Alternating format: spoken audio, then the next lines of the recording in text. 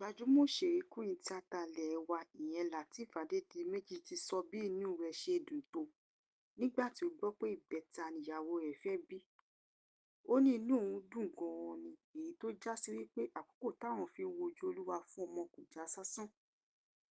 Lateef sọ pé òun wà pẹ̀lú ìyàwó òun títí tó fi bímọ, èyí tó mú kó kan sáárá sáwọn obìnrin lórí ohun tí wọ́n ń là kọjá láti bímọ. Nínú ìfèròrò tí wọ́n ṣe fún Lateef láìpẹ́ ni wọ́n ti bi í léèrè pé ṣé òun àti ìyàwó rẹ̀ ṣì máa bímọ sí i. Ló wá sọ pé gbogbo nǹkan ó wà lọ́wọ́ Ọlọ́run àti wípé torí pé àwọn ọmọ náà jẹ́ ọkùnrin, ìyàwó òun nífẹ̀ẹ́ láti bímọ obìnrin, èyí tó lè mú káwọn gbìyànjú ọmọ kan sí i.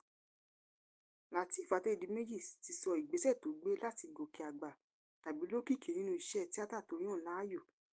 Nínú ìfèròrò náà ló sọ wípé òun mọ̀ọ́mọ̀ máa ké nínú eré ni nígbà tí òun ń wá ohun tóun máa ṣe yàtọ̀ sí àwọn akẹgbẹ́ òun láti gòkè nínú iṣẹ́ tíátà. Ó wá ní ìgbésẹ̀ tóun gbé yìí ran òun lọ́wọ́ láti lè rọ́wọ́ mú nínú iṣẹ́ tíátà.